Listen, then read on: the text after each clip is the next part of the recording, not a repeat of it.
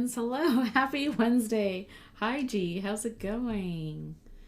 I hope your week's been okay so far, and I hope the rest of your week goes well too. I streamed on Mondays, so 2 days later. Welcome back if you're joining again. Hello, Hellcat. How's it going? Yes, for those who went to the California Pen Show, I know it looked really fun. So sad that I couldn't go this year. But having been a couple of times before, I know it can be overwhelming, even though, there isn't, it may not be as overwhelming as SF or some of the bigger shows, but it can still be overwhelming because, you're packing in all the excitement and having to look at all of the things in a couple of days or however long you're able to go for.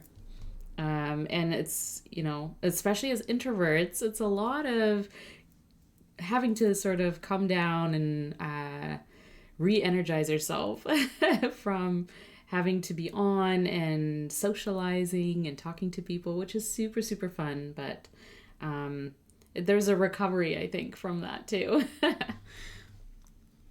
It's going well. Enjoying my week so far. Oh, good. Hi, Daily Tea. Mine's been well too. Yeah. It's going okay this week, I think. Weather here is not too bad. So hopefully wherever you are, it's okay. And if you went through the snow, blizzard, storm this week, hopefully it wasn't too bad. And I hope you're staying warm and your power is still on and you're still able to get to places if you need to be outside of the house. Abby from Maverick said it was fun, but not as cool as SF. I don't think anything can be... I'm just kidding. There are lots of cool shows aside from SF, but yes, I would say California Pen Show, at least last year, is SF on a smaller scale. A little bit easier to handle, probably, too. Great vendors, though, right?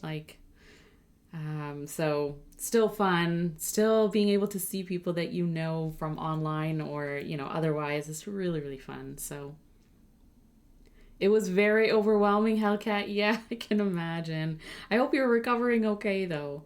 And if you were able to go and acquire things, let me know what you got. Let us know your haul. Good morning, Miss Marilyn. How are you? You went to the LA Pen Show. It was so crowded. It was awful. Oh no. But everyone was nice. Yeah. You felt like a pinball. I guess it's one of those things, right? Like as pen shows grow year over year and they invite more vendors apply, more people go. It's just one of those things, right? And I think we're finding the same thing with SF and some other shows where I don't know if there's enough space for just to keep growing and to keep and I love that people are attracted to the community and are attracted to trying out fountain pens and checking out pen shows. It's awesome. But at the same time, right? Like it just means that there are more crowding issues or more there has to be some solutions around the busy times of the shows. Totally overspend.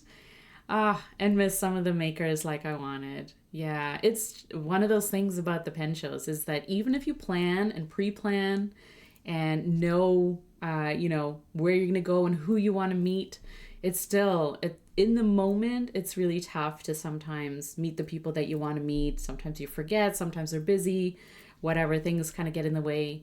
But, as long as you got to experience the show and you got some good things out of it, I think that's kind of the important highlight. It was like being at Disneyland on New Year's Eve. I've never been to Disneyland on New Year's Eve, but I could totally imagine.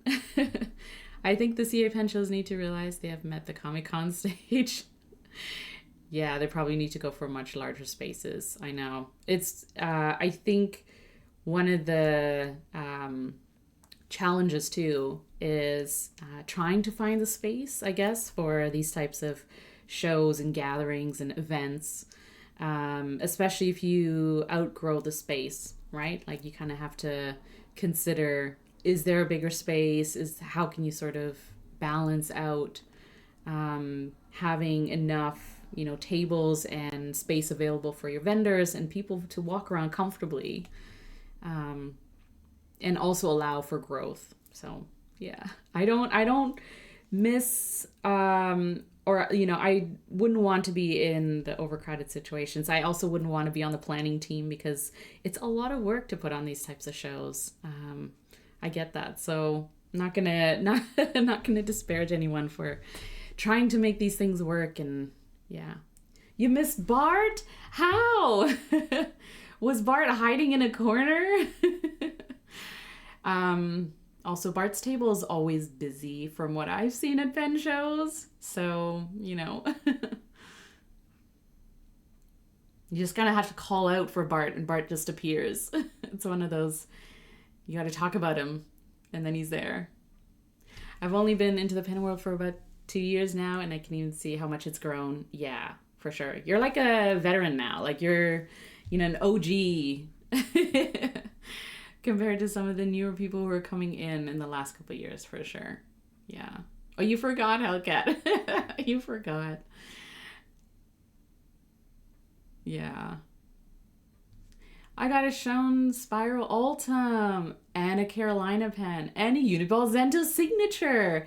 Okay, yeah, I can see how you can overspend on these things, for sure. Yeah, I love Jonathan Brooks' table too. Just the display. I don't know if this was your first time or if you've seen the Carolina Pen Company display, but I love how Brooks just kind of, all the pens are there, right? And you kind of have to sift through and find the one that draws you in. And when you find it, it's kind of like, yay, this is the one for me. It's such a good feeling. Spicy, how's it going? Wow, Spicy coming in hot. How's it going, friend? Yeah, so much going on. I know. A lot going on, especially if you're trying to meet up with people as well. Or if you meet people as you're kind of walking around and it's like, it's distracting, and also you have to kind of be in the moment. And it's tough to remember everything and do all the things and be there. You saw Jonathan and Claire Coco? Yeah. That's cool. You saw a bunch of people. Almost 1 year and 15 bottles of Sailor Akibi Spicy Miso. I'm guessing that's your favorite ink. I'm just kidding. I know it's your favorite ink. Past couple weeks, like me, yeah, I got to talk to Fig Boot. That's cool. I don't think I've ever seen Fig Boot in person, so I don't think I've ever been to an event or show where he was there. Flex Nibs, that's fun. Yeah. Yeah, his pile. His pile. Yeah. No, I get it, Papa Gal. You like the convenience of the space. Yeah. No, I know. We're not saying anything bad about the organizers because, unless they're really not trying. But as far as the shows I've been to, the organizers do so much work, put so much effort in. So, I understand the constraints and challenges of trying to put on an event like a pen show, multiple days, and trying to get that going. And most, if not all, are volunteers, right? So, yeah, kudos to them for trying.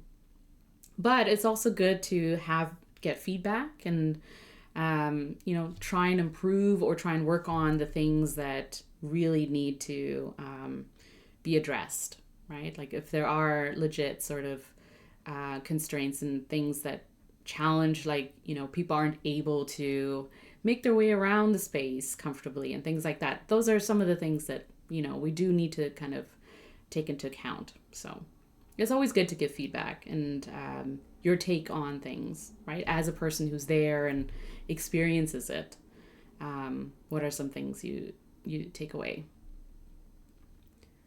Yeah, Shown Pen is on my wish list too, as is the Monarch nib. One of these days, like a Grail pen, Grail nib.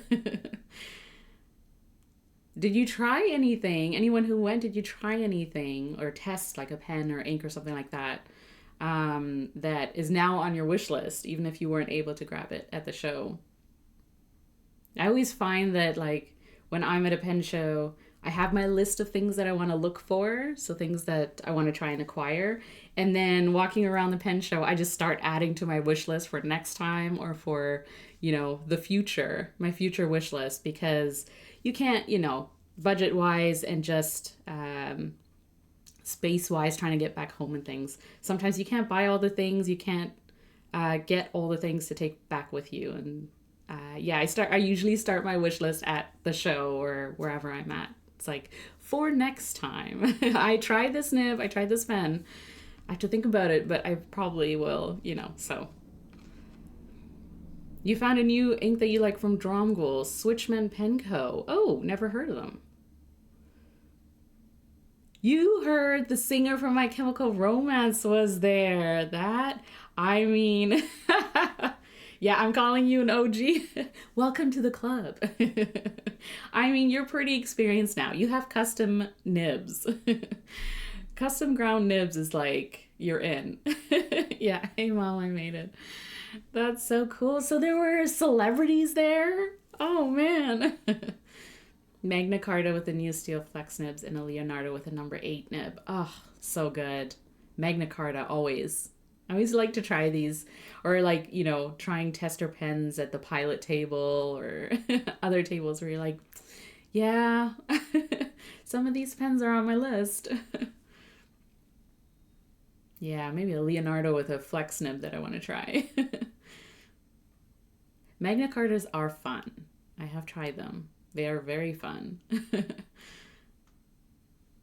You told Ian he needs to make you a rainbow pen.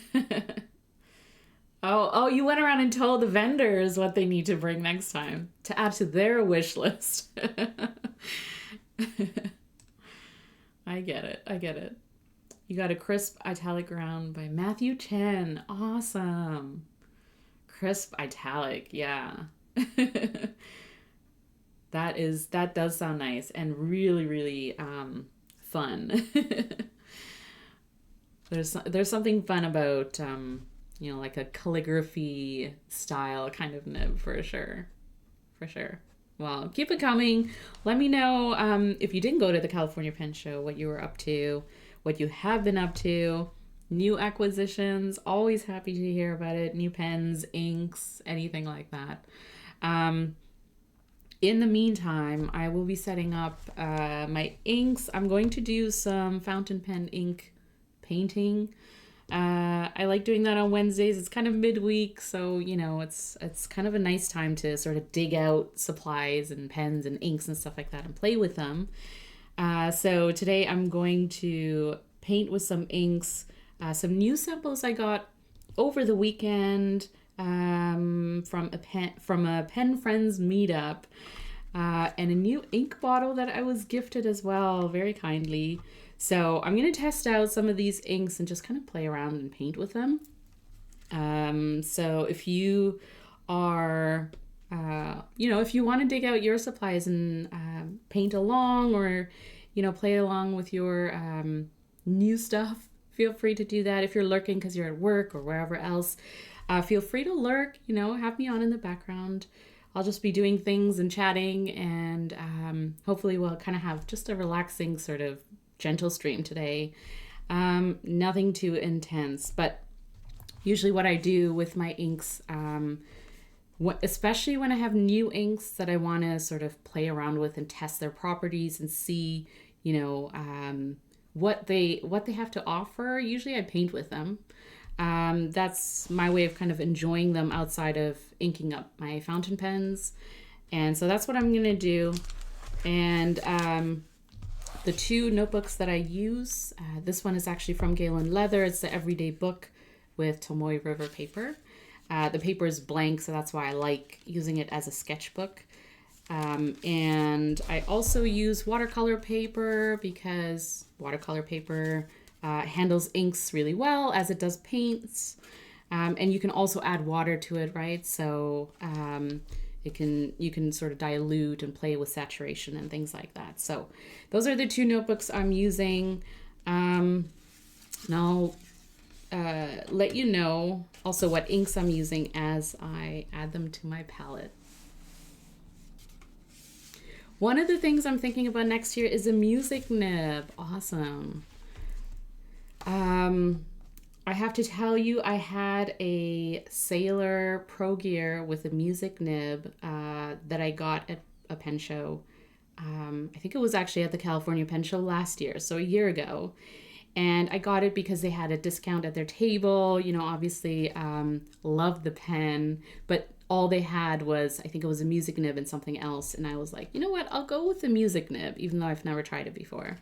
I did not think I used it to what it was meant to be used for or how it was meant to be used, because I was having issues with hard starts and it was just not writing smoothly.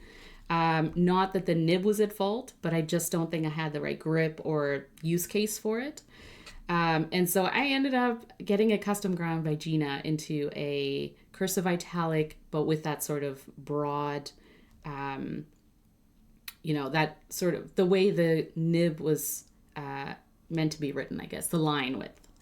So keeping the line width, but having it ground into a cursive italic. So personally, I don't think the music nib worked for me, but definitely love trying different types of nibs and seeing, you know, which ones make sense for the way that I write and also how I use my nibs. So I would say if you're able to test these types of nibs out, for sure, try them, have some fun with them.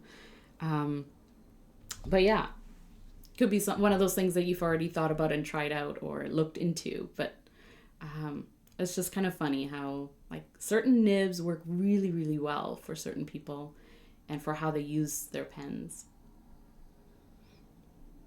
What nibs should I get this year? We should chat, Pop Gal. I recently purchased the love letter pen from Leonardo. Oh, yes, Julia's pen. My first Memento Magico. You got it in a medium nib. It is beautiful. I actually saw your post. It is gorgeous. It's such a nice pen. I'm glad you really like it. I'm glad you like the pen itself too, like the Leonardo. Yeah, I only have one Leonardo. Memento Zero, and I love it. It's such a great pen. Yeah, check out the music nib. Like check out all the different types of nibs for sure. And if you can try them out, that's definitely my number one recommendation is try them out. The difference between a music nib and a stub. Yeah, it's a Sailor music nib also might be a little bit different from, you know, a different type of music nib that you might be able to get. But I just found that it was the angle that I had to hold it at, I think was at a higher angle or something like that. So when I was kind of playing around with it, it just didn't write the way it's supposed to write, I guess, when the way I was holding it. And so I don't have issues with stub nibs. But I feel like I think you have to hold it at a certain angle. Similar to probably like a cursive italic or something like that, right? Like if you're not holding it at the right angle to sort of get those specific lines that those nibs are ground for, then it's a little bit tough. Just 1 second.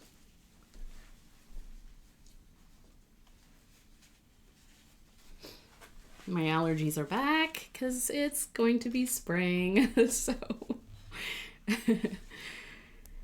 I'm going to work in my planner while I watch. Yes, and you may doodle. That's awesome. I'm just going to move my mouse here because it's easier.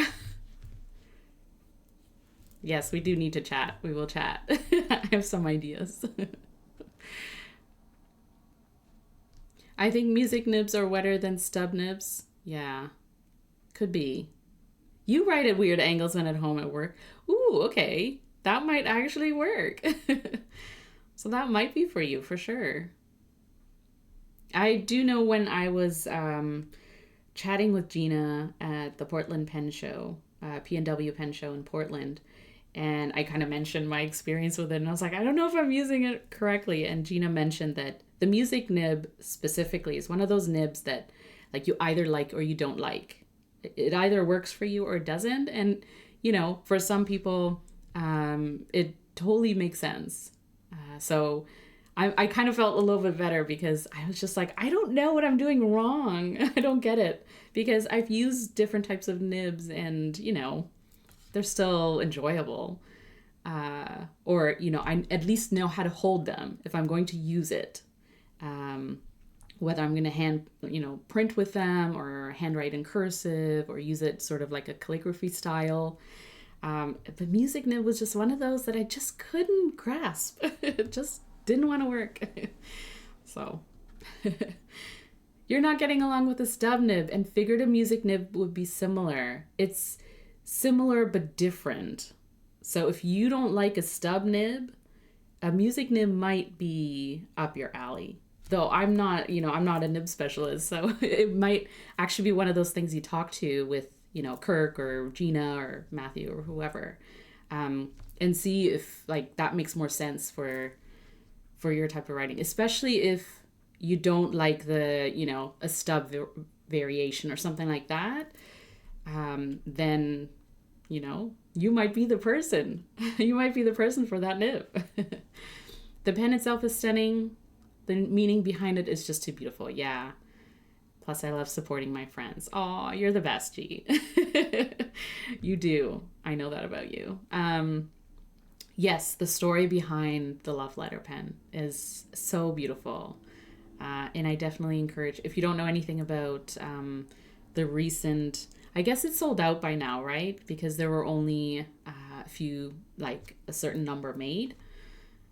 So I'm assuming it's sold out because, yeah, it's a gorgeous pen. I'm glad you got one. I'll live vicariously through you.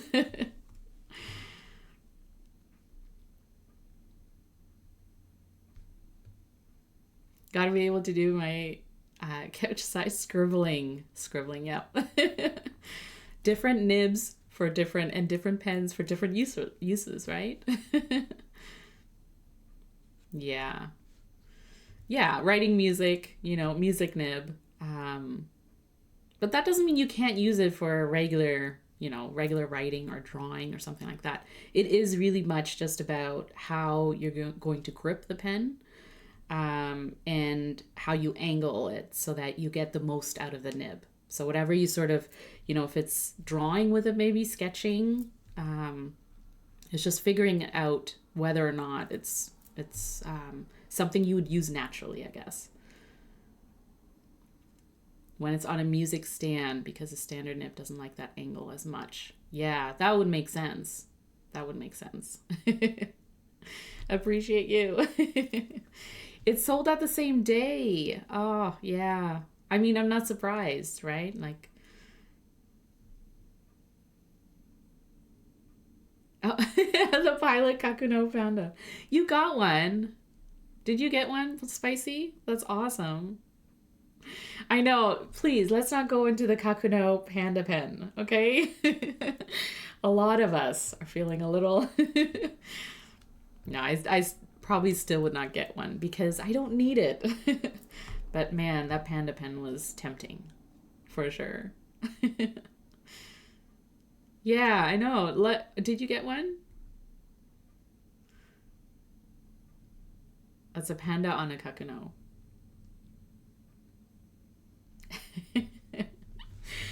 It's the thought that counts. Okay, so the inks that I'm going to paint with are... Okay, sorry about the noise. Two samples that I got. So both of them are Tono and Limbs. This one is a really nice pink color, which you'll see once I add it to my palette. It's called Shy Pink, I think.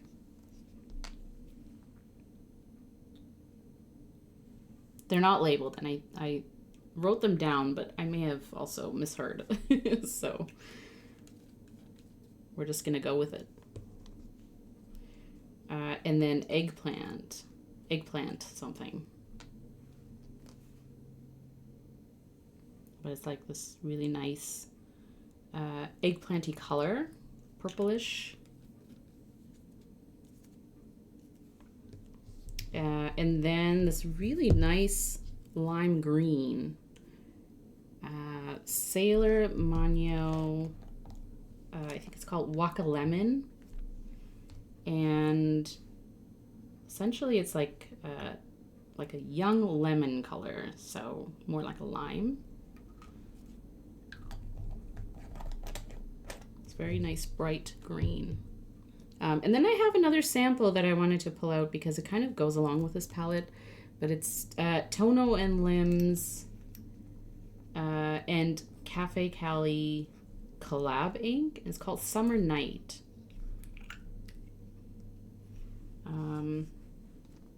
It's this sort of light purplish color.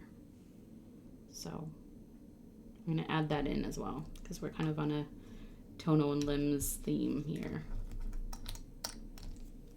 And that was a sample that I got. I just added it to my ink vials. So I'm actually going to add some of this ink into an ink vial. If you don't know my story about ink vials, I talked about it in a Pen Addict podcast episode. I was a guest last year, pretty much a year ago actually. And I mentioned my ink vials. And so I have a system where if I get a new ink bottle, or sometimes even with ink samples, if, you know, I don't want to keep them in their ink, their sample vials. What I do is I throw them into these glass vials and I have them numbered and I have a running list of what those inks are in each number. And what I do is I keep these ink vials on my desk where I can see them. And in that way, I remind myself to play with them and to sort of experience them. I can paint with them. I can also use dip pens or dip nibs with them. And just overall kind of get back into using my inks regularly. And by doing that, you know, I'm reminded of why I have my ink bottles, like what made me get them in the first place. So while the bottles might sit in a drawer, which, you know, I don't open every day, so I don't always see the inks that are in there. But having them in these ink vials sitting on my desk is a constant sort of reminder to play with my inks and use them in different ways. You know, whether it's writing, painting, or drawing with it. So it's just kind of a good, for me, I'm a visual cue person. So if I have visual cues to remind myself of things, then I'm more likely to do them. So.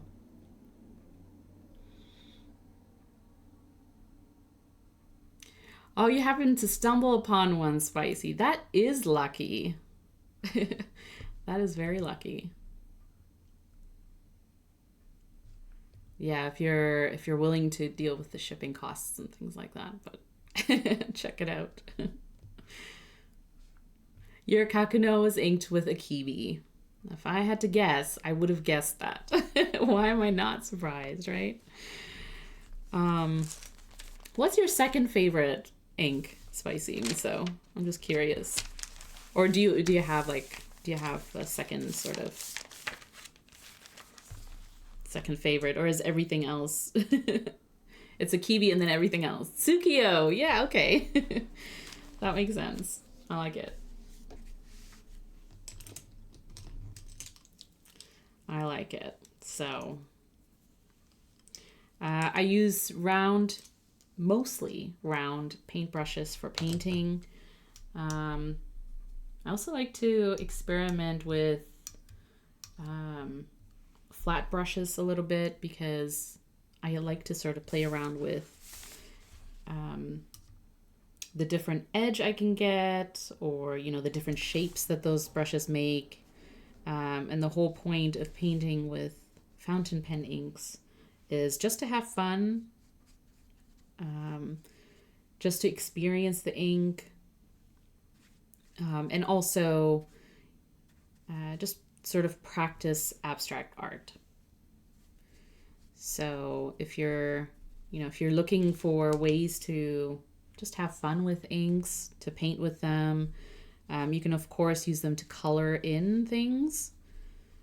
So if you have fountain pen friendly paper, you can print out things that you want to color. Ink Pony Club, or if you have the ink archiving logbook from Dominant Industry, that's what Olive Octopus uses for painting. Or if you just want to kind of play around with inks on, paper that will handle it, watercolor paper, fountain pen friendly paper as well. You can do that. You don't have to do florals. You can do anything, just to kind of,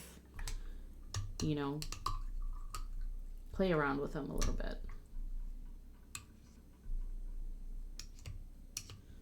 So I'm actually going to swatch this as well. So what I do is I just add the inks to paper. I also play around with blending a little bit because really there's no rules. It is just about getting to know the ink. And sometimes I like to sort of overlap them or blend them, mix them a little bit, and have a little bit of fun.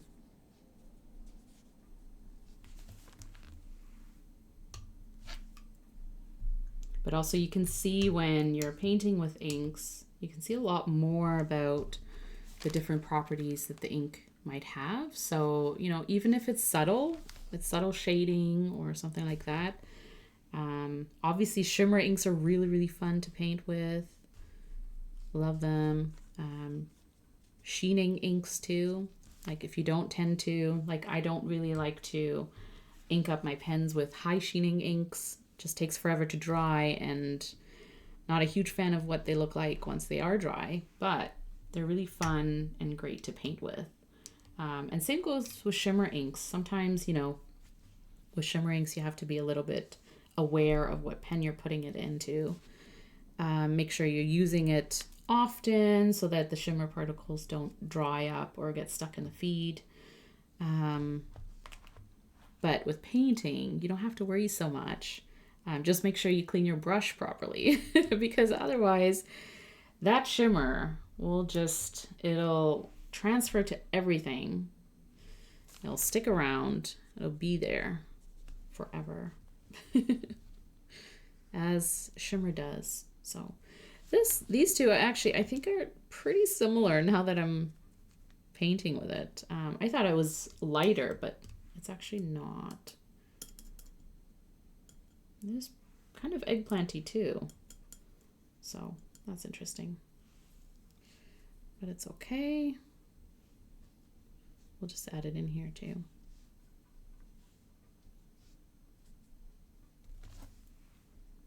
Actually, once it dries, I think we'll see that they're a little different, but we streaking by Appletater. 5 stream streak. Awesome. How's it going, friend? Good morning. My 3 favorite Pilot inks are Red Tsuji and Tsukio. Yeah, Tsuji is a pretty good one too.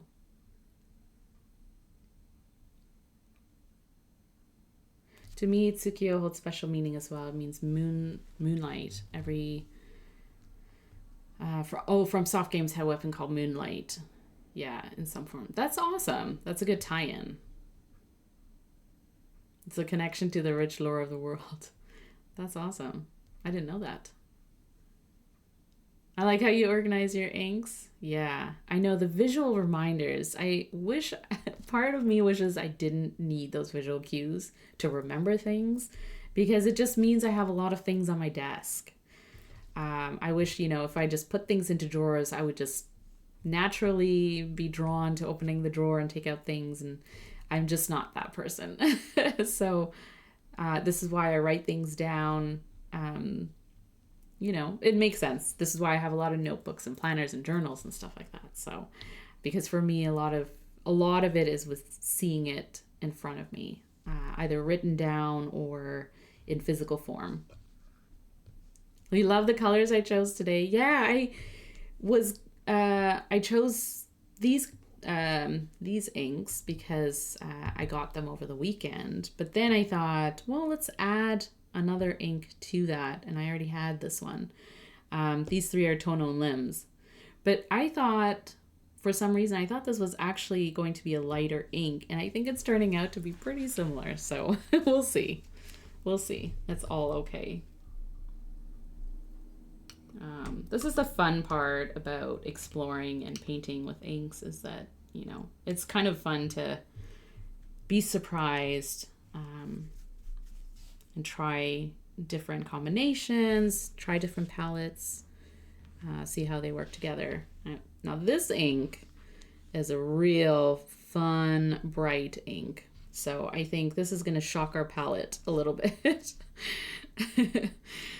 And that is okay. I think I assumed I was playing with a wild card today. So sometimes we just have to take those risks and just go with it. So yeah. Whoa. That is a green. I don't think I have a pen that color, but wow, what a fun ink. That is so good.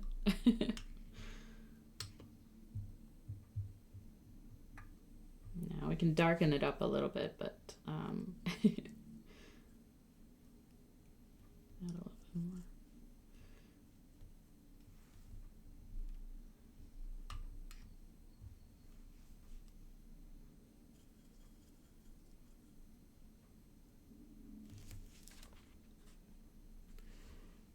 So can mix a little bit of that eggplanty purple, make a little bit of a darker shade to add in here.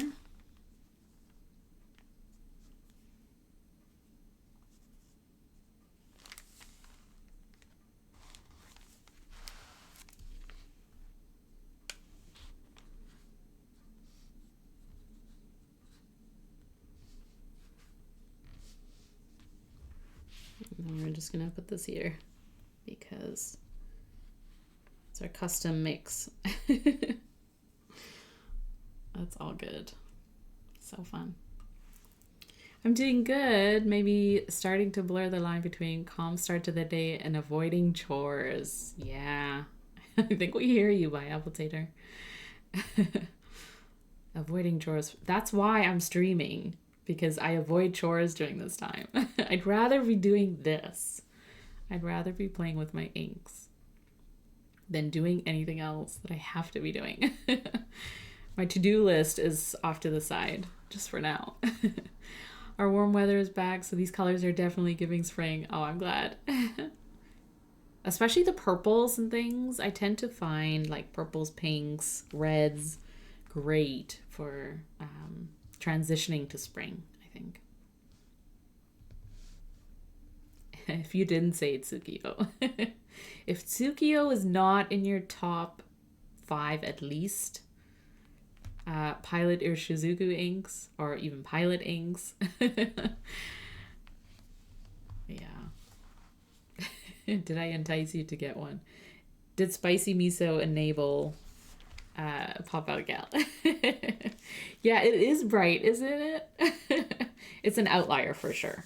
It's an outlier in this palette, but it is okay.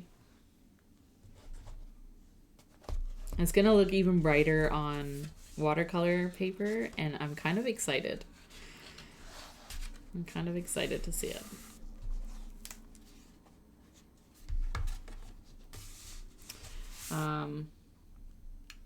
It's really cool because when I buy inks, like when I purchase inks, I tend to play it safe, and I'm usually drawn to, you know, the darker sort of shades.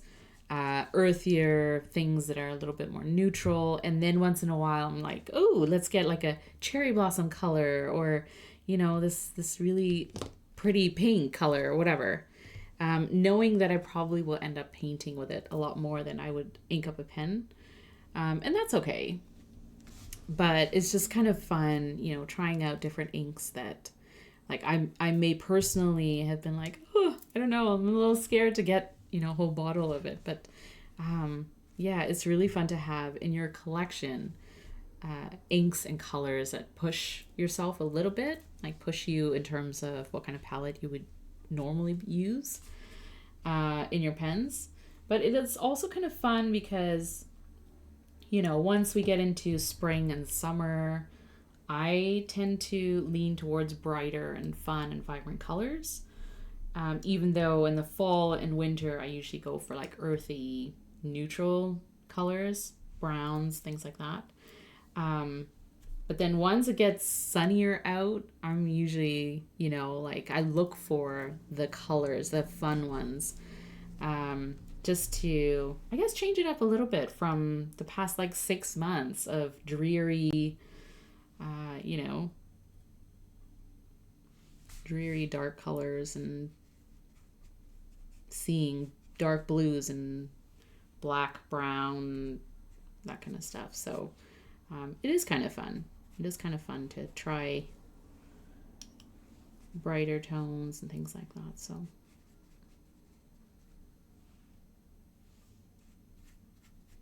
What I do love about painting on watercolor paper is you can add a little bit of water to desaturate your color a little bit, especially if you are working with and painting with darker colors. I like to paint with light colors if I can, or lighten them up a little bit if they are dark, just because I draw on top. So if I use, you know, really dark colors and drawing, anything that you draw on top, you won't see it clearly, and so it's, you know, it's kind of a waste if you're just using really dark colors and then you just leave them saturated like that. So I like to desaturate a little bit, make them a little muted as well.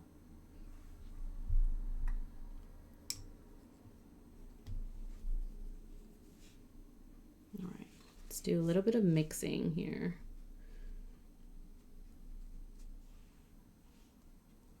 Just gonna add a little bit too. So once if you put ink down on watercolor paper, you can add a little bit of water, and that gives you these water pools. And just by touching your paintbrush to the water pool will introduce your second ink. And then you can just kind of watch it feather out, which is super fun to see. And really interesting because, you know, when you're inking up your pens, you're not mixing inks per se, unless you are into mixing inks and inking up your pens with them. But, you know, normally you just sort of go with one color. So when you see it mixing with other colors, I find that pretty interesting and fun.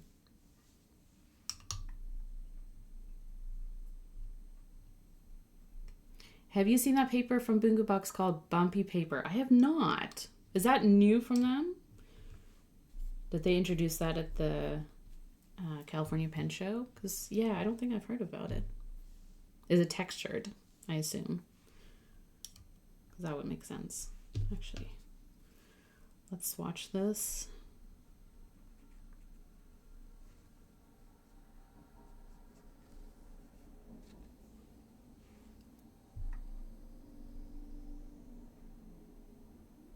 Today, this guy's smiling because the whole chat is here. It's a sunny day it is. I like that.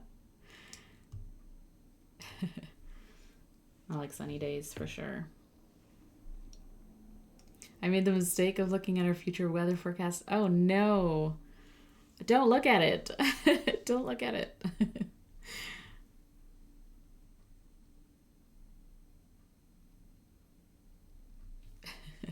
Just ignore it.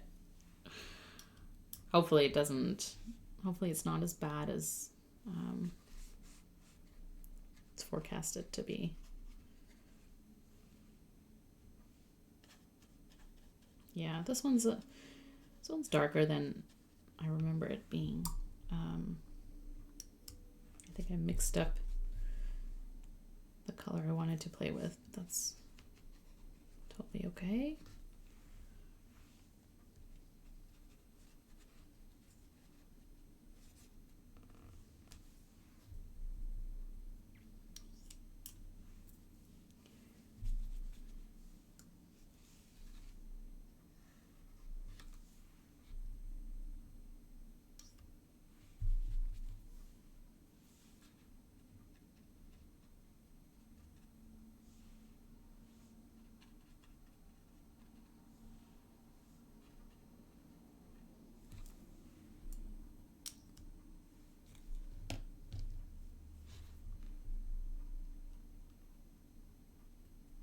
DIY ink making, right? I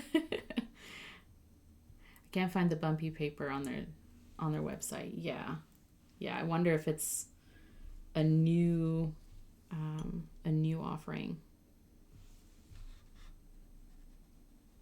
or it will be coming out maybe.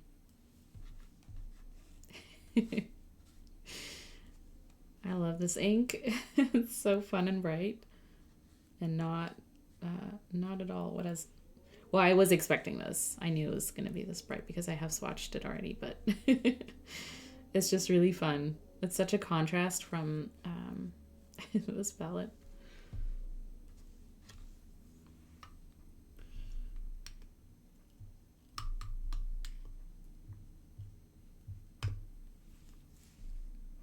And then we have a little bit of a darker mix. So add that in.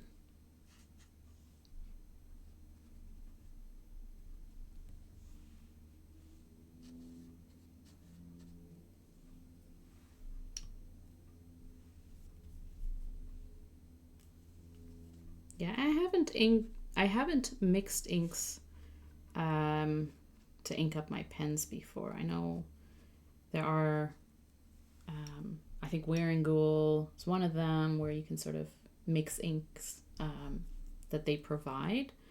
And so you're kind of doing it in a safe way and also in a way that makes sense. But also I've never tried mixing inks for the purpose of getting new inks. It's just kind of interesting.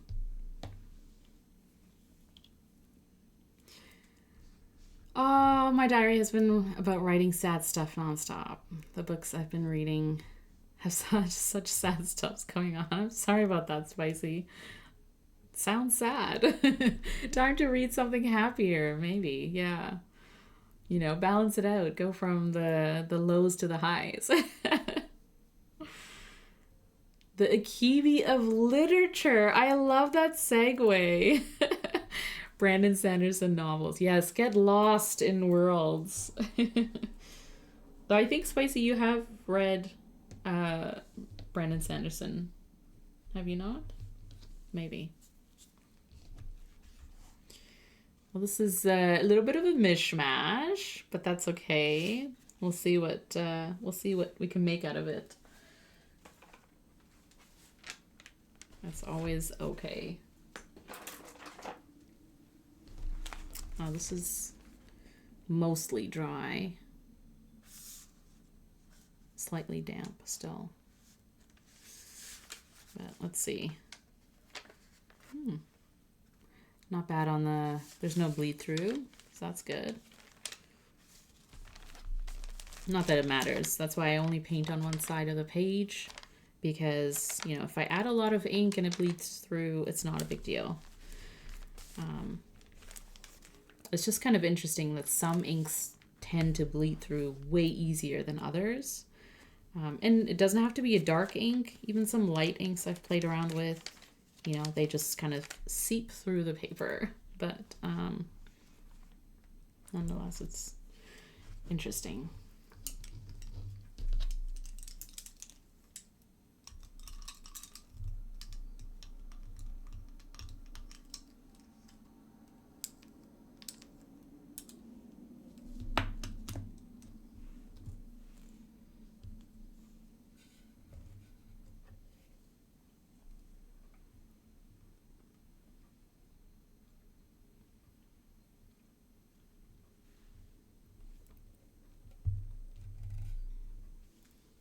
Oh, you accidentally mixed inks.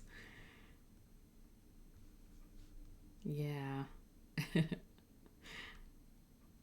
Well, if it's a pretty color, then, you know, you can enjoy it. Yeah, too many colors can be a little confusing. It hurts my soul to see Yamabudo where there's a kiwi. Oh, it's funny. All right, let's write down these inks.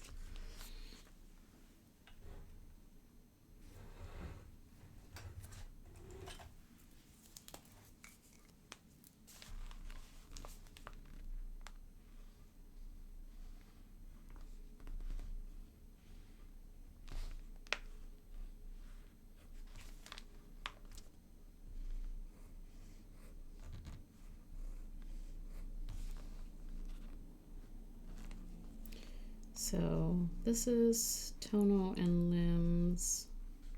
I think it's called Shy Pink. And Tono and Limbs, Eggplant of some sort. And then this is a mix. This one is Tono and Limbs.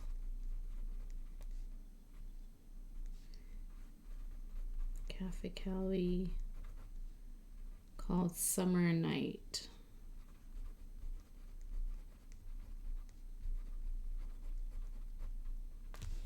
And this is Sailor.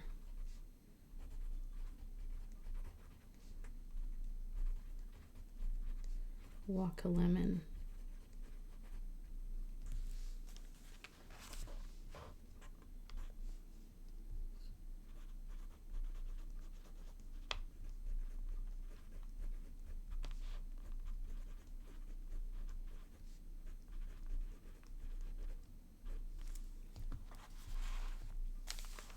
All right. This is not dry. That's good.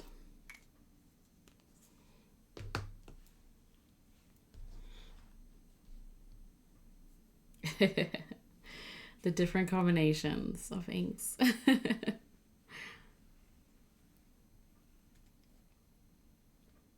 You liked his Mistborn trilogy, yeah.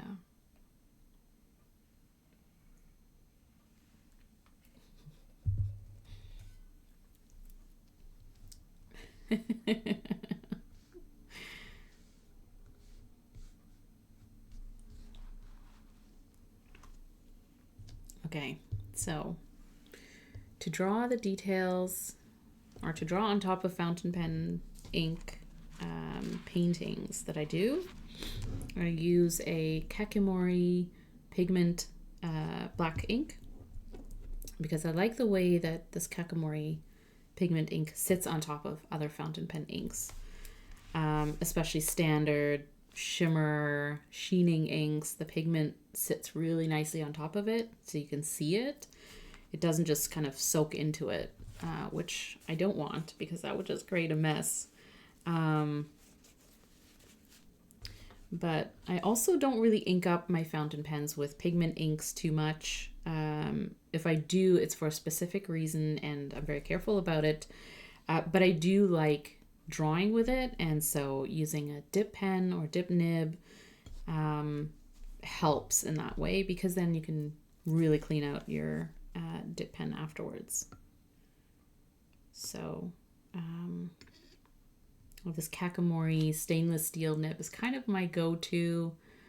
And this really pretty nib holder by Zodiac Pen Co. I like this combination of nib holders. So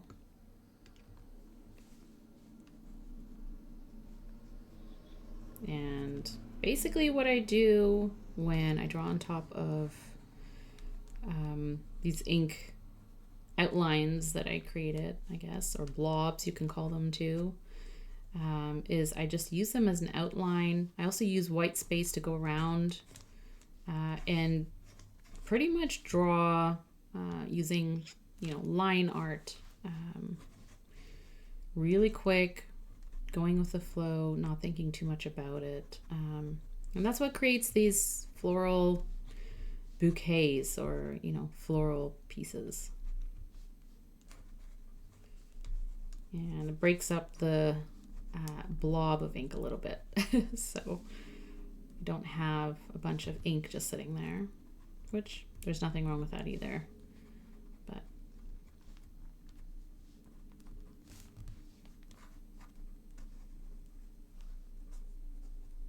I don't like to cover up too much of the ink that's already there. But if I can sort of include white space in it, then I do that.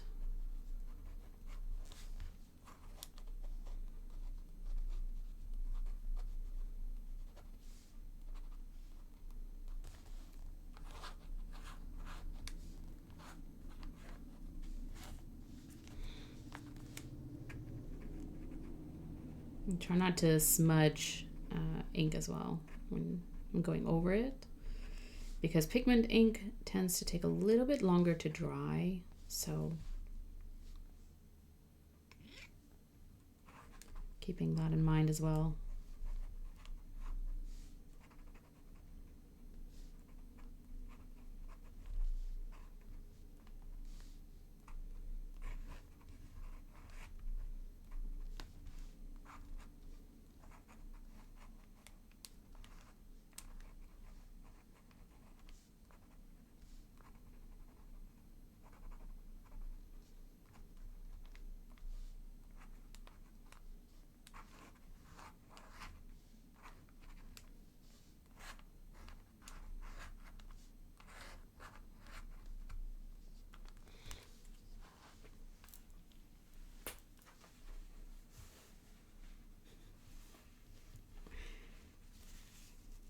I did see Skogsy's nib holder with a cap.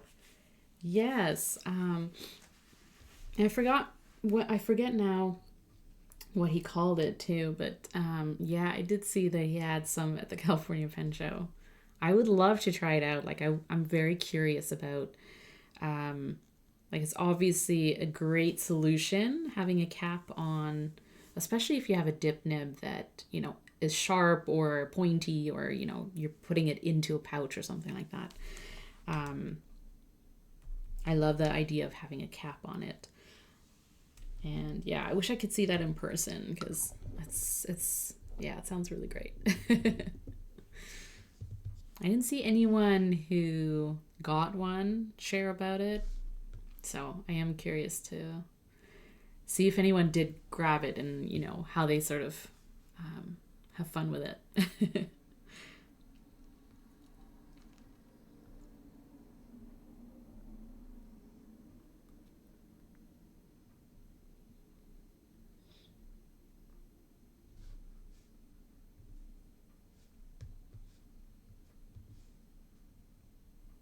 Yeah. You believe he's going to bring them to SF? Yeah, I would assume so. That makes sense. We're just going to have to bug him. Zach, bring some. I'm sure he was planning on doing that. Especially if they're doing really well. Like, you know, if people are sort of finding them useful, which I would assume they are. Yeah. I would assume we'll see more. We'll see more of that. Okay, this is still drying, I think. Some wet spots.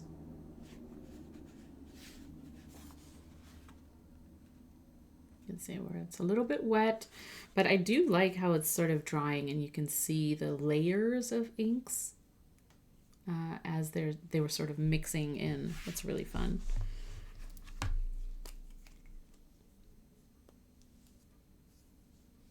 I love that you're talking about books. That's awesome.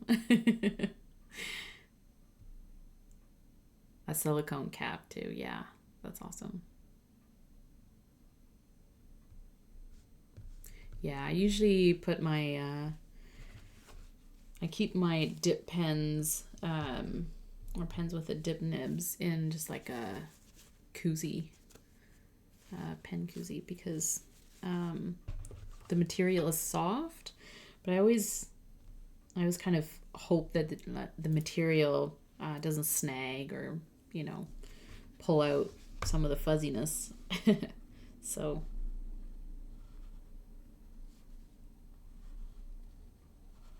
especially if you keep your dip pens in like a pen loop or something, in a notebook or sketchbook. And it'll be way more portable and convenient to have a cap on a dip pen where you can just kind of pop off the cap, use it, and recap it and not worry about it.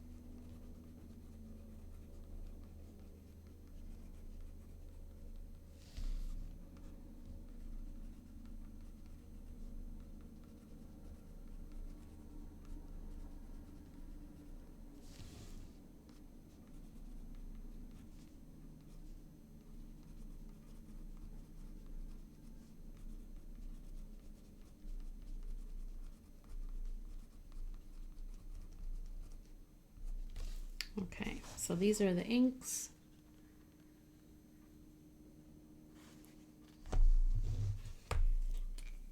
And hopefully that's a little bit more dry. So it's still a little damp because it is watercolor paper. So if you do, you know, use a lot of ink or you add water to it, of course it might take a little bit longer to dry. I usually keep, after I paint with inks, I usually just put them on my windowsill, especially if it's sunny out. Lucky enough that I can get natural light, so that tends to dry it a little faster. But you can also use a hair dryer or like a craft heat tool, or you can also use a blotter sheet. So if you're kind of, you know, just you want to sort of expedite the drying time, especially if it's a small area, I'm not too worried about kind of blotting that part very gently. So that's fine. It's just a little bit. And we can move on. I think we may be nerds. That is hilarious. Newsflash, we are all nerds, and that's okay. But that made me laugh. I cleaned up the guinea pig cage. Yay! Let's cheer for Pineapple Tater. That's awesome. You did the chore. You did it. Yeah, I really want to play with ink to make maps. I think you should. I think you only owe it to yourself to do it. Because I feel like you're going to have fun doing it. You did it this morning with a kiwi. Oh. I want an e-reader. My eyes kind of feel uncomfortable after the hour or two mark. Yeah. Oh, yes, we did talk about books laying flat on Monday. And using e-readers or listening to audiobooks. Yeah. No, I totally get it with the paper books that are way too thick. I mean, might help with being able to carry them around to read them. But I do see how, you know, they would be uncomfortable to just like put down somewhere unless you're like forcing the spine, which, ugh. I don't know if you want to do that. All right, so I'm going to use my pigment ink and dip pen. Should be okay.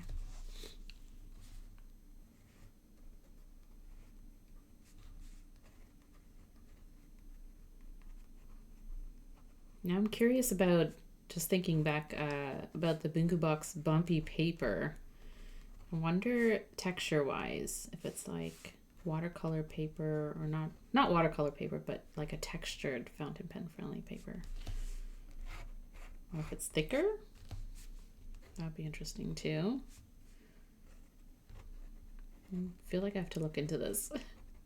Find someone who knows a little bit more about it. Or tried it out, at least.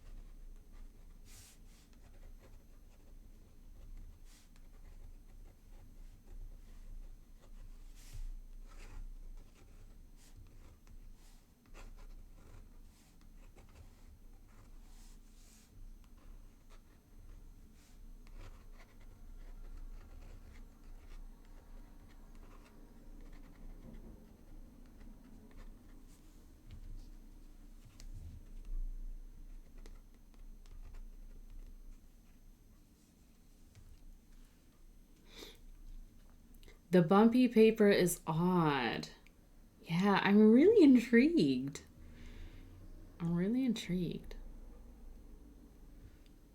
Today I'm playing with Vinta Macopa, and I didn't know it had so much sheen. It's really pretty. That's awesome. Audiobook you can't do. Yeah, fair enough. You think to yourself, you're like listening to voices, but also can't listen to those voices.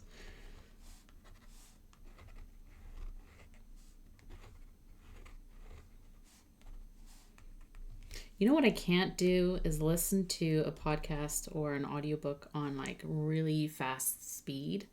My husband does that, and it's almost like chipmunk voices where they're just like chattering away.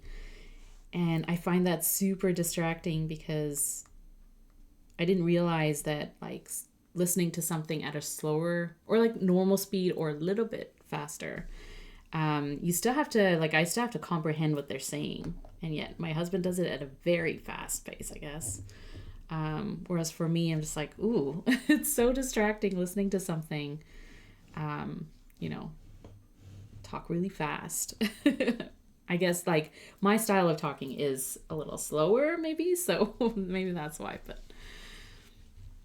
I totally get it about audiobooks and podcasts and things that you have to listen to can be distracting or just hard to focus and sort of plug in. Yeah, nowadays it's hard to find something good. Yeah, I get that. Yeah, you have to wrap yourself up to it depending on what you're listening to.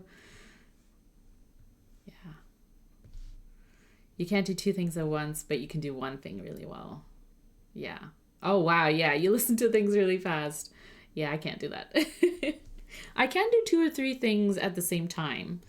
Now, as a mom, more than I used to be able to do, too. Surprisingly, can do quite a few things at the same time.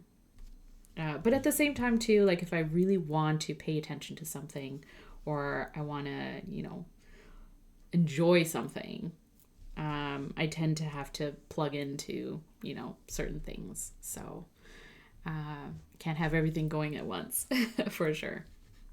But I do like listening to something, podcast, music, whatever, and then doing something with my hands. So whether it be chores or, doing sort of mindless art where I'm just kind of playing with things, and it doesn't have to look a certain way or I'm not expecting an outcome, then I kind of like doing those two things. Or journaling even, right? Just kind of writing things down and doing artsy things or creative things while listening to something. I find that soothing and somewhat easier to do. My problem is I sometimes need to go back. It's annoying with an audiobook. Yep, I give you that for sure. I have had to do that a few times, depending on what I'm reading too. But yeah, especially if you feel like you missed something, where you're like, wait, what? Where did this character come from? Or and then you're like, now I have to go back to when that was introduced because somehow I missed it.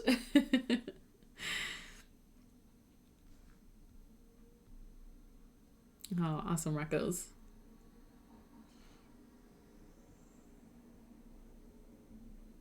If only I'm cooking, yeah.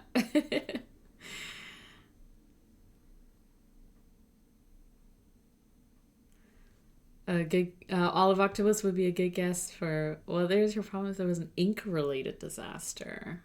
Aha. A lot of audiobooks are on the slower side, so you have to speed them up a little. Yeah, 1.2. I think I do 1.5.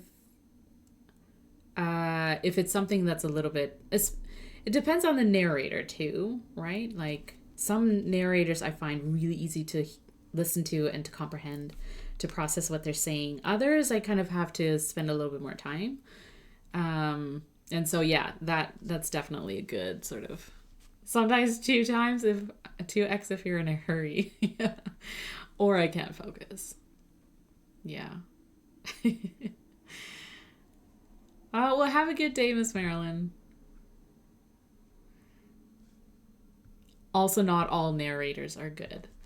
That's true. I mean, it depends on who it is, but I do like, for the most part, I don't think I've come across a book where I didn't enjoy the narrator. I'm trying to think if I have. For the most part, I like listening to audiobooks that are narrated by the author. I feel like that's important for biographies or for non-fictional work. If it's fiction, you can't really control that. And most authors probably don't narrate their own fictional work. But if it's nonfiction and, it's either a reference type of book or it's a biography or autobiography, something like that, I prefer if it's narrated by the author.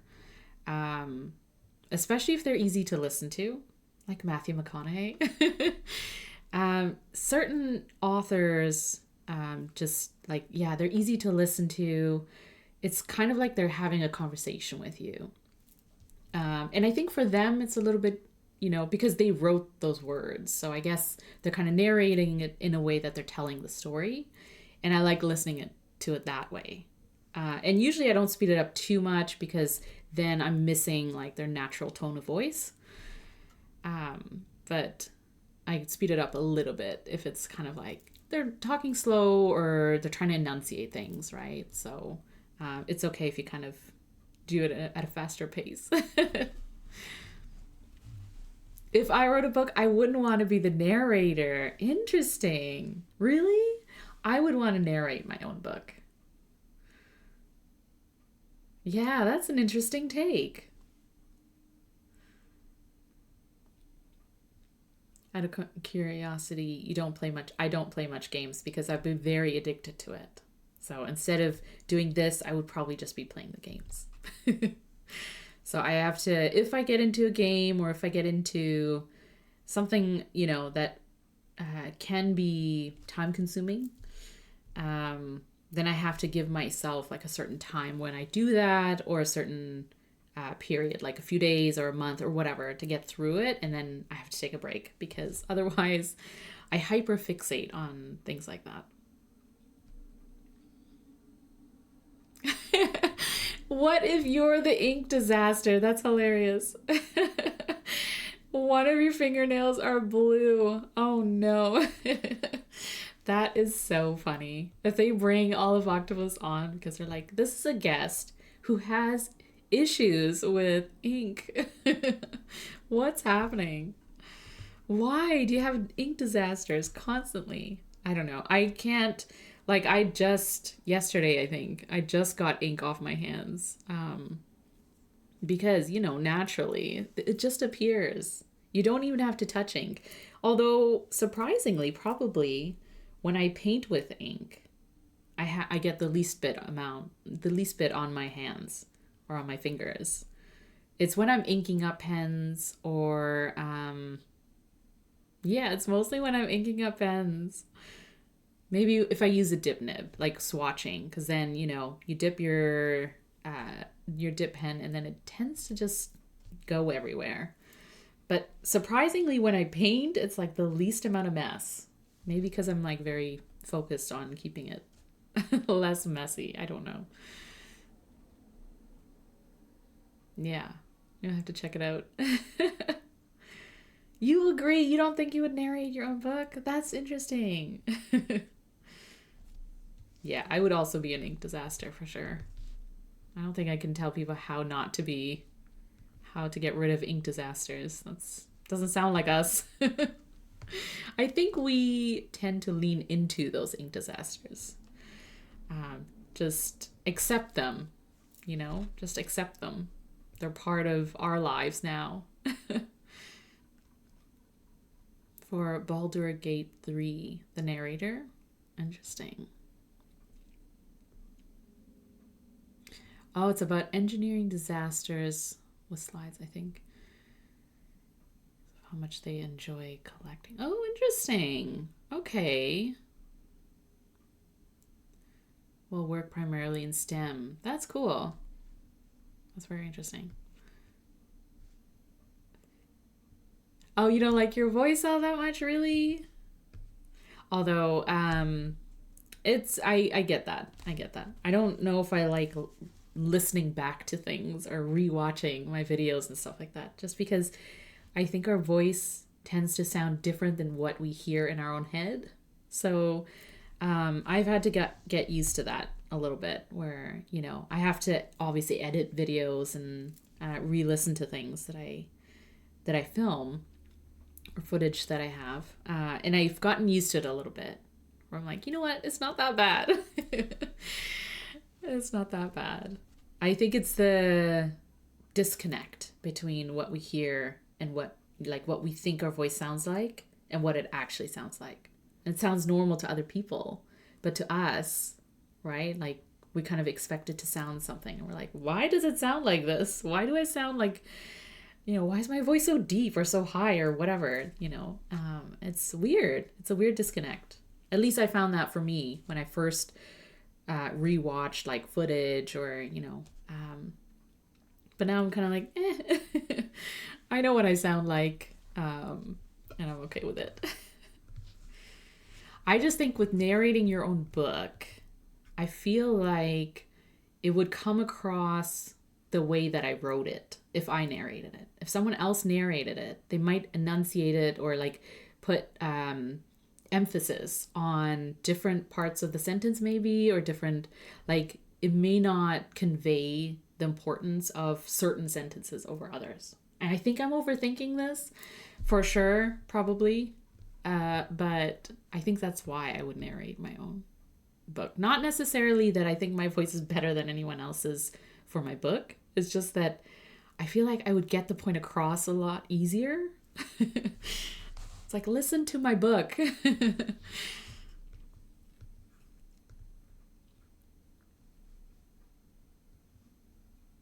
I'm good at mitigating the disasters. Travel with silicone mats and shop. Yes, you do actually, Olive Octopus. I can attest to you're very organized, and just like the things that you bring along.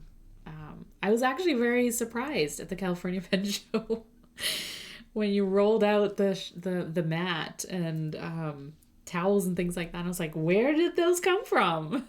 Somehow they all fit into the bag. But no, that definitely helped. And when I see people and their sort of, their little kits or pouches of like how to sample inks or do ink samples, having all like the pipettes and the different little tools that just make it a lot easier.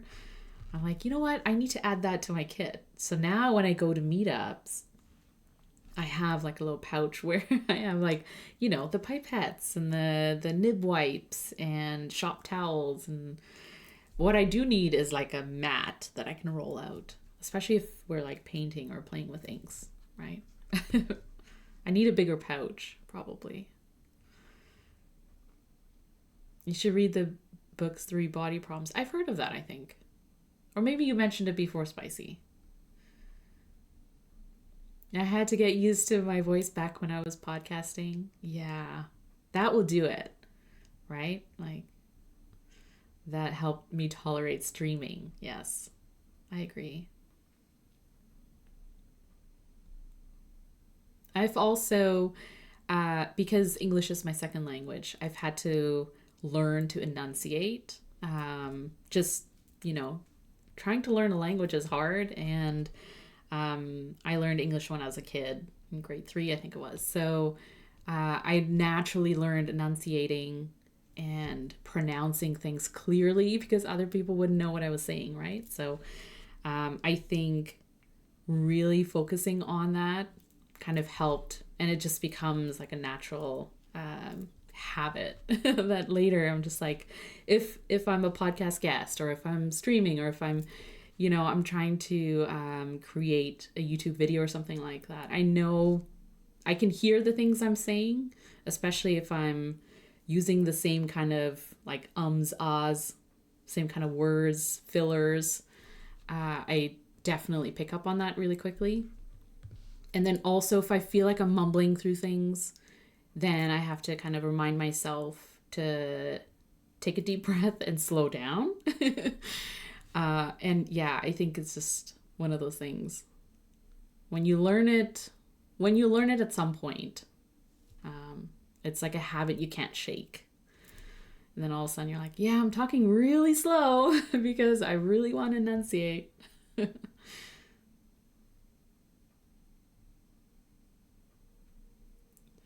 Some authors are just not good at reading things out loud. Yeah. Oh, William Gibson reading. Oh, interesting. Really? Okay. I have a vocal cord dysfunction, so I can never trust what my voice is going to sound like. Yeah, fair enough. Fair enough. Also, if your voice tends to crack, or, you know, if you tend to lose your voice, or if you have a soft voice, or, you know, I mean, we all have our things. A lot of times I feel like it's something we pick up on more so than other people. But that being said, I know, you know, some people, for whatever reason, would sound or can be hard to understand too. So I get that. Yeah, you also have a speech impediment, but it doesn't hurt as much when reading from a script. Yeah. You'd have to be edited a lot if you were podcasting. Or, you know, like some podcasts and streams, right? If you're a streamer, it does have to be natural, right? Like, it's just one of those things. I think we're used to having curated content, podcasts, whatever it is. It's like, I don't want to really listen to all the fillers constantly all the time, especially if it's narrating a book, right? It has to be super edited. But when we're listening or watching a stream or listening to like sort of a natural, you know, a vlog style output, you know, video, whatever it is, it's like we kind of expect there to be natural like pauses, or, you know, clearing your throat, or, you know, sniffles. It's like if you're going through allergies, it's hard to control these things. The Mary Poppins bag, I love it. Yes, you've reached an age where you don't care. I feel that 100%. I feel like there's a certain age, you get to a certain point in your life where you just don't care. It's like, you know what? I'm going to bring a suitcase. I'm going to bring my trench coat of things that I need at a pen show or at an event or meetup. It's like, who cares? I know, why? I usually carry like 2 or 3 bags with me. I don't know why. I'm like the bag lady, but I would rather be prepared for a situation than someone being like, oh, does someone have this, you know, because they really need it. And I'm like, I was going to bring it and didn't because instead I downsized. It's like next time I should bring all the stuff because someone could probably use it. I don't have, oh, Spicy, I see your comment. I don't have a first language. I was born in Germany, but my background is Sri Lankan, so Tamil is my mother tongue. I can understand it perfectly. I cannot speak it. I don't have the accent for it. I've tried to learn. My parents will tell you they tried to teach me. But we came to Canada when I was about 8. And so learned English. And at that time, English, like ESL classes or English as a second language classes, especially in schools, kids were encouraged, pretty much told, to only practice English at all times. And I think it's just the way of like, if you're thinking in English, like if you're thinking in a certain language, it just makes it easier to become natural at it. And so I just kind of stopped speaking German. I stopped kind of trying to learn other languages, I guess, just focusing on English being my primary language, what I thought in, what I talked in, listened to, read. And so technically it's my first language, but it's not from like when I started to speak it perspective. Never knock the Mary Poppins bag. No, I will never say anything bad about that kind of thing because until they need something, right? That's the thing. It's like you knock it, but then it's like, do you have a pipette? Because otherwise I'm just gonna, I'm just gonna get ink from this bottle. I'm just gonna pour it out. It's like, don't do that. I'm such a bag lady. Yeah. Knowing multiple languages is powerful. I'm trying to get my kids to learn different types of languages, whatever they're interested in. And that being said, like if I travel to a place, and I've done this, all through my traveling years, I guess. If I travel somewhere and they don't speak English as a first language, then I make an effort to learn conversational words so that at least I can ask for basic needs and also have, like politely be able to converse in their language and what they would feel comfortable in. And it's kind of fun, right? You learn like a handful of words or enough words to be able to carry a simple conversation before they realize that you're just trying really hard and it's not your language. Oh, bye, Apple Tater. Your stream is very pleasant to listen to. I'm so glad. That makes me happy for sure. I enunciate very well. I try. I try. I would love to be able to speak multiple languages fluently. Yeah, I hear you, Papa Gal. Me too.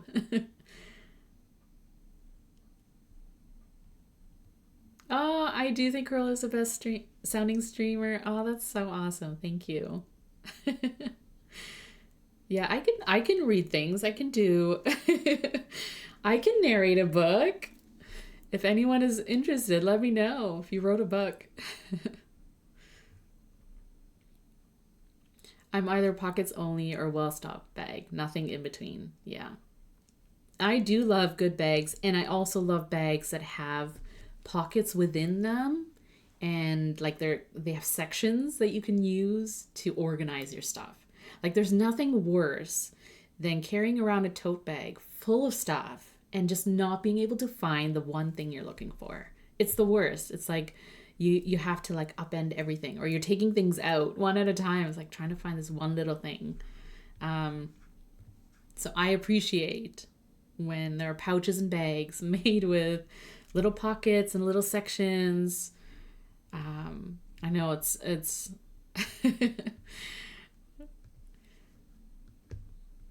I've had to get over a lot of hangups about my voice, but you're doing it, right? You're doing it, all of Octopus. You're getting there.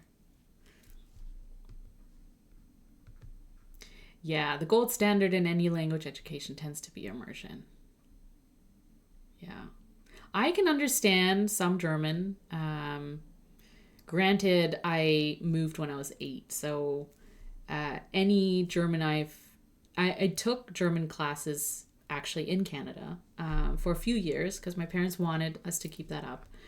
And but it's just one of those things that if you don't practice with anything, right? The same applies with language. If you just don't practice, you don't read or listen or sort of immerse yourself a little bit. And I didn't know anyone who could also speak German at the time.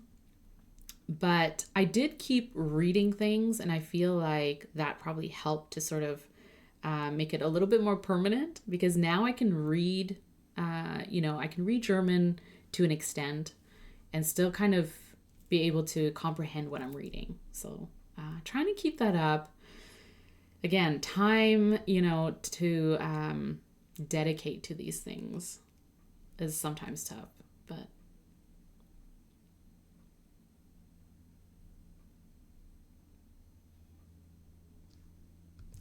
once a stage manager, always a stage manager. Yes, in Canada, French is obvious. French is Canada's second language. In school too, we have mandatory French classes.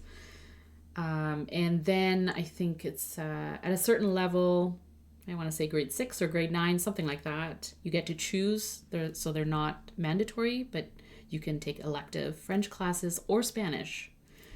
And I did take some more French classes, because if you ever visit Quebec and you speak in English, you want to try and speak French in Quebec specifically. Even if it's like broken, if it's like some words or your pronunciation isn't up to par. Even trying, I think any country will sort of look at it as, you don't need to speak their language, but if you put in the effort and you try, there's a little bit of give there, right? Like, no one is expected to be fluent in all of the languages if you travel the world, but if you're spending some time in a country where English is not your first language, at least showing the effort to know a few words, I think they would take that as like, okay, at least you tried. There's an effort there. Not that you have to, but that's how I am. I think a lot of Canadians sort of come at it that way as well. That if we're gonna, go somewhere in the world, it's kind of nice. It is kind of fun to attempt at least a few words in the other language, right? Like, I just find like some languages are so beautiful, Italian being one of them. Like, it's just so, Japanese too. They're just so lovely to listen to. And I know I'm not doing any justice trying to speak in their language, but the few words that I can practice, it's like, they just like roll so nicely. I love it. Including French, What I want is a tote bag that has a pocket that can pop out to be a purse. Now we're talking. Yes, now we're talking. And I know you can layer in like, you have the Delphonics and like different types of pouches that you could put into tote bags or other bags. But then again, you kind of have to like take those pouches out or like unzip pouches in a pouch, and whatever's easiest. I'll just go with whatever's easiest in organization, and also just being able to take it out. Because also, like, if you're taking your pouch or your bag to a pen show or a meetup like a cafe or something, we're talking about limited space to take out your stuff, right? You don't always have the surface area to like just unpack everything. So a lot of times it's like, you have your bag on your lap and you're trying to like look for the one thing. Where's my dip pen, or, and your swatch stick. A lot of times it's just like, if I can just reach in, just grab that one thing. Yeah.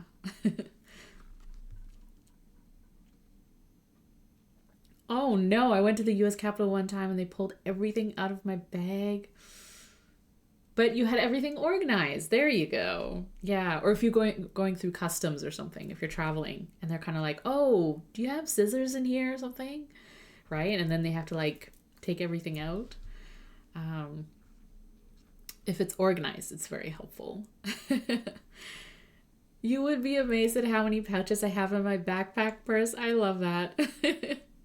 Also, it's because, like we tend to accumulate quite a few pouches and organizational solutions and accessories, right? So it's like, well, if I have a bunch of pen sleeves and pen pouches and stuff, I might as well pack them, right? And like fill them with stuff, take them with me, right? You might as well use them. And that's what it's there for. If you put in the effort, they usually treat you nicer when they switch to English. Yeah. I also found when I traveled to Tokyo in 2016, so that was like 10 years ago. But one of the things that really touched me was it's obvious in certain places that you are not from there or you're not native to their language and to their culture and things like that. Even if you do try and you say certain words, but obviously it's they will pick it up, right? That you're visiting. And I found that in Tokyo it was really nice when we went into like stores, to order food and stuff, and they would speak to us in English, but they were also very nervous, I guess, to speak to us in English because for them, they're practicing the language. And so I don't know, it was just a touching moment where we're like, well, I don't speak your language, but I'll try. And you don't speak English as your first language, but you're going to try. So we'll meet somewhere in the middle there and we'll communicate, right? Communication is a little bit different than language. You can communicate and still not know the language. But it's kind of nice to see, like, we're all trying. We all try sometimes.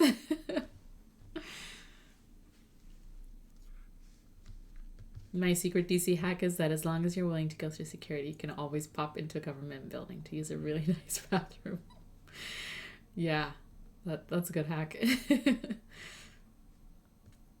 What do I need to have before my first pen show? Yes, because you're thinking of going to the DC pen show, right? Daily Tea.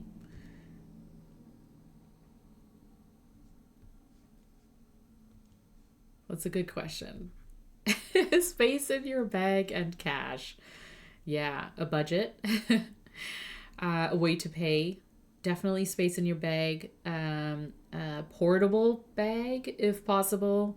You don't want to lug around like a big sort of backpack or something that takes up more space than you, because at some point it's going to get busy that you have to like take those things off.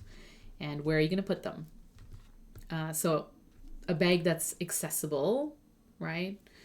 That you can sort of grab your purse or whatever, or your wallet, stuff like that. Also take with you paper, and so paper to test pens on if you need to, or if you're kind of talking to people about inks and you want to test out their ink or their paper, their pens.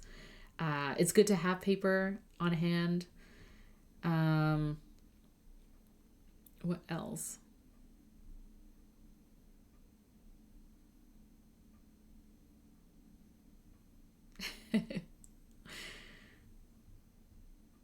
Yeah, I do have a video on how I prepped for shows. Check out my YouTube channel. It helped you prepare for SF. Oh, I'm so glad. I did one especially for the California Pen Show.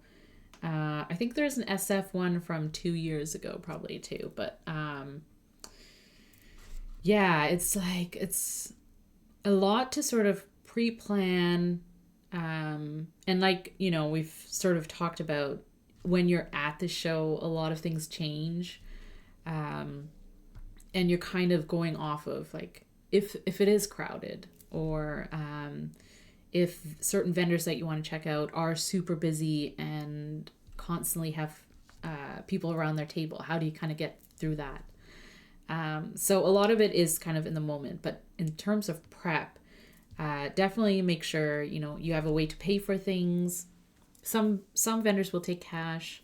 Some vendors will take credit, but also like PayPal or other ways of paying.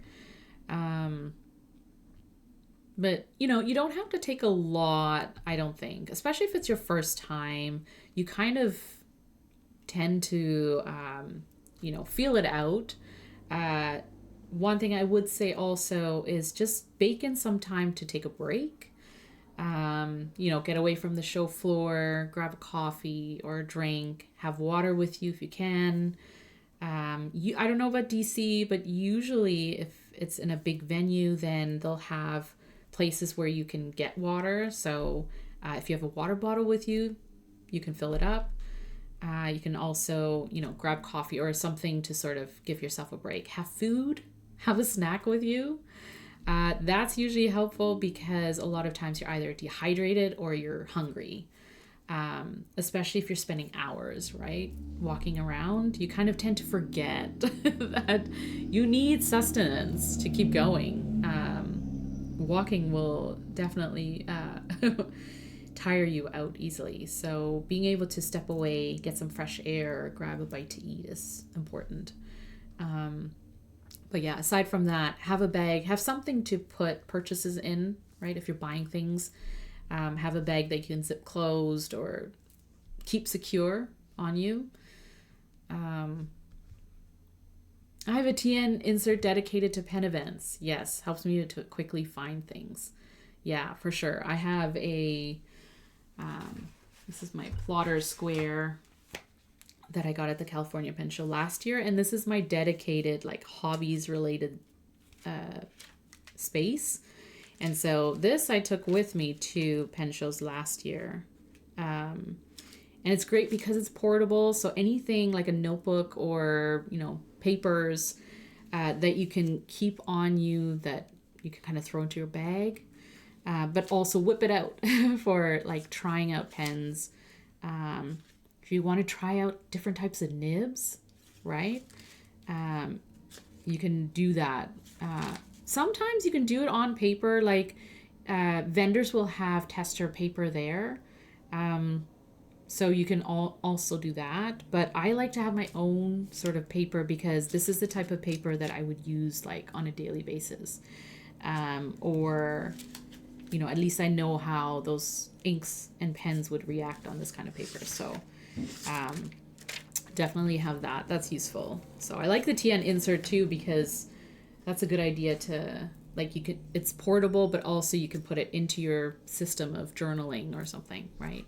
You're not going to lose this notebook. And then you can also use it as a reference. Go back to it next time, right? Yeah. I really found it most helpful to look at the vendors to see who I would want to purchase from. Yes, that's another good one, Papa Gal. Create a budget based on what kind of stuff you might want to buy, pens. Take a look at how much they might go for. To keep you in check. Yeah. Or, like you have an idea of how much you want to spend or what you want to spend it on, at least. Because I find sometimes, you have an idea of like pens, notebooks, or paper, inks maybe. And then there are the accessories vendors, the ones where you're like, whoa, I didn't, stickers, washi, journal, decor type of accessories, pouches, or even like cleaning things where you're like, oh, I could really use, these nib wipes or like different things where you're like, oh, this would be useful. Ink vial holders and pen rests, pen trays. The crowds will be dense, so some masks, yeah, if that's your thing. Also, if you don't want to get sick, if your immune system isn't the best, or like, is sensitive, I should say. If you're sensitive to crowds and like just being in dense spaces sometimes, like for me, Can even it can even start my like dust allergy, which is like the odd things to kind of take into account too, right? Yeah. Some empty pen cases. Yes. Or pen, some pen makers, especially like independent pen makers, you can get a pen sleeve with your pen. Shout out to Zodiac pens. Skogsy too. But others, you might need to purchase pen sleeves or at least have a pen case of some sort to protect your pens. So the last thing you want to do is buy a brand new pen and like throw it into your backpack or pouch or tote. Oh, your wife has already said yes to it. I just see your comment now. That's awesome.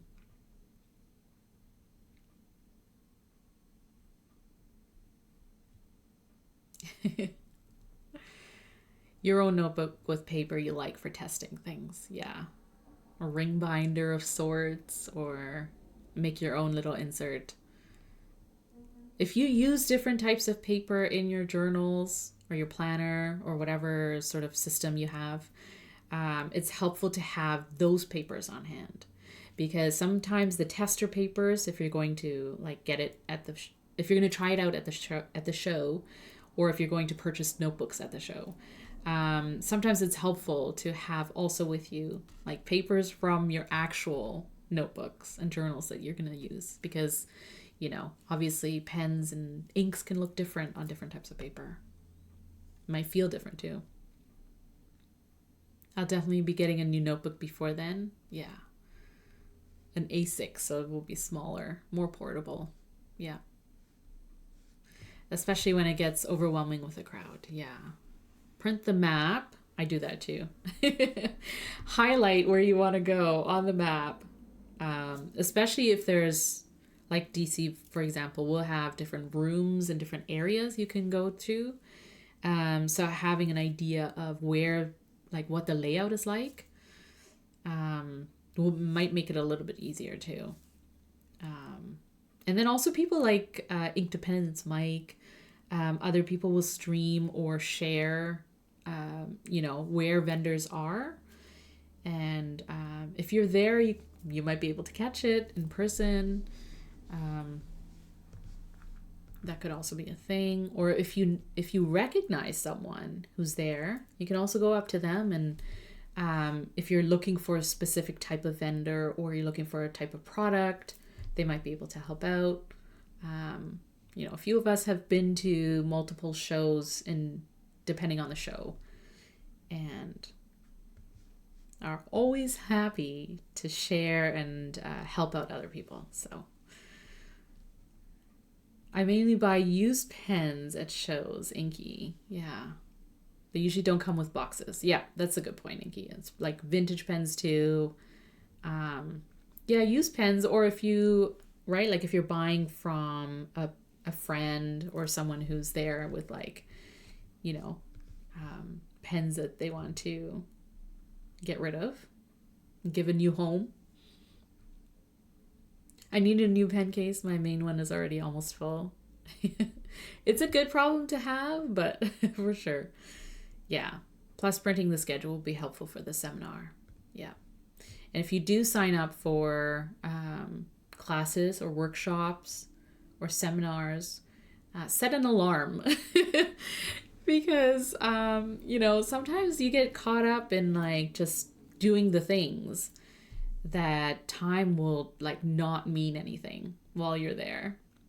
Like it would just fly by, and before you know it, you're kind of like, oh wait, where was I supposed to be at this time, right? So setting an alarm of the time and where you have to go, because then it saves you a little bit of anxiety, I guess, like trying to remember while you're on the show floor, for sure. Yeah, watching show walkthroughs from Inkdependence is really helpful before going to the show if you can. Yeah, for sure. Yes, and Mike goes to the DC one, right? Because, yeah. So you can watch the ones that he's filmed before. That's also helpful. And then I assume, like, for most shows, there will be a certain percentage of return vendors. Because either it's their home show or it's easy for them to get to. And they just kind of keep going back year after year.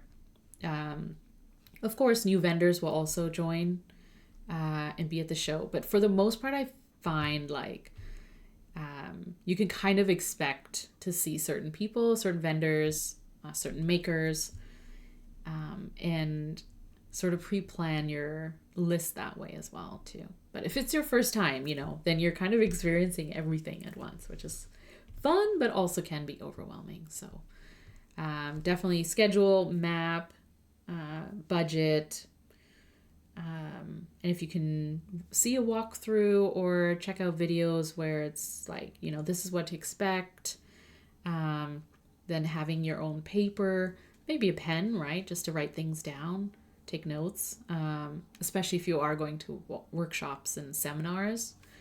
You want to jot down, things that you learn and want to look at later maybe too. Yeah, that is a good idea. Yeah, lots of good ideas. And if you have a dip pen or something where, if you want to try out inks, and there's like an olive octopus type of person there with ink samples and stuff like that, you can always try that out too. Like for me, it sort of helps to have my own way of swatching things. So yeah, lots of good ideas for sure.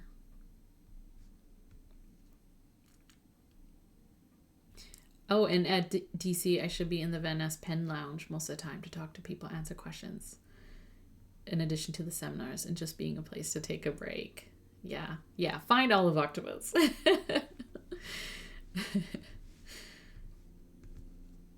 I feel like it should be pretty easy to sort of find areas and also spaces where you can kind of take a break, sit down. A lot of times when people are hanging out in those areas too, join the conversation, right? Like that's kind of the best way of meeting people at these shows. It's just like, join a conversation or set up your little spot too, where other people are, and just like, ask what kind of pen they're using or what kind of ink they're using or whatever they're sort of playing around with. And I feel like those are the icebreakers where they're like, come on over and let's play with inks and pens and stuff. So definitely find the people. Yeah. Oh, Lisa's fun to hang out with for sure. I think Lisa's a great, she's great at ice breaking with like, do you like inks? Here are some swatches. And you're like, I do like inks. Thank you. Let's talk about it. And the next thing you know, you're making inky messes. You're swatching inks. You're looking at books of ink swatches and writing a wish list. Like, these are the inks I need to find. Thank you. Oh, you have a meeting. Have a good one. Yeah, no worries. No worries. I'm pretty easy to find. The Mary Poppins bag. Yeah. The olive. That's so funny. Maybe a trench coat of supplies. That would be easy to spot. Yeah. And all of us with our lanyards that have like a bunch of different pins and other things. Maybe a hello, my name is, I'm a pen addict. Those pins. Yeah, bright red hair in a bag or two. A couple of bags. I mean, gee, you're kind of a bag lady too. So funny. I feel like the more bags someone has, the more prepared they are for a pen show. So usually those are the people where you're like, yeah, you must be carrying around stuff that I can use. Yeah. I'm throwing you under the bus. Yeah, definitely. And usually they're like the, like you're like, oh, you have a rickshaw or you have, it's kind of easy to tell if someone knows that they need that kind of space. All in good fun, of course, all in good fun. Anyways, I do have to leave as well. And have lunch and things like that. But this was really fun. Thank you for the conversation, friends. It's always fun to revisit, the memories of going to shows and traveling and things like that. So, yeah, I know this has been fun for sure. And I got a few things done. By Apple Tater got chores done, we got a few things done today. So I think we should feel good about that. Definitely a fun palette. Some also fun inks for sure. All of these inks were fun. Yeah. Oh, I'm so glad you could spend your lunch break here too. Good chats. Always a good chat. But yeah, I'll see you in, I don't know when you're streaming next, Olive Octopus. Are you doing tomorrow, Friday? Today's Wednesday, tomorrow's Thursday. If you're streaming on Friday or on the weekend, let's do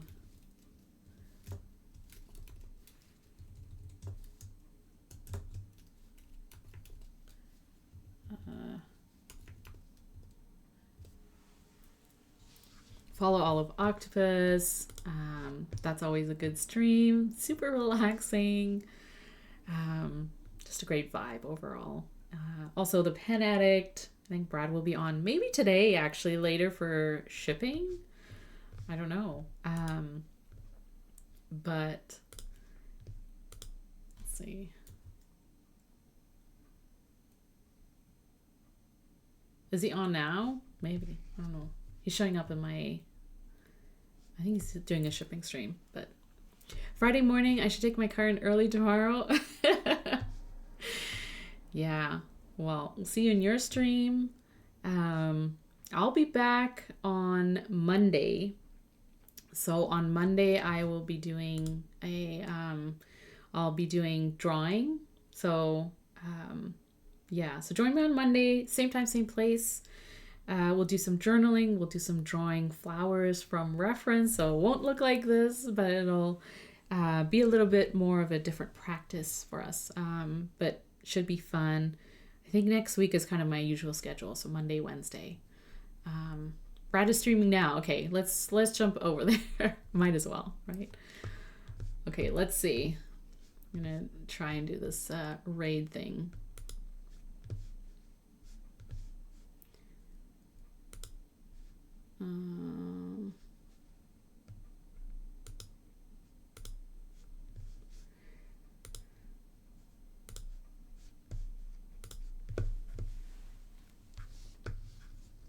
Raid.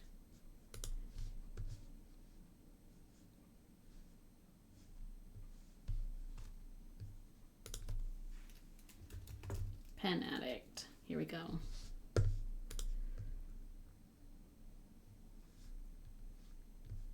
All right, let's raid Brad, but have a great week, everyone.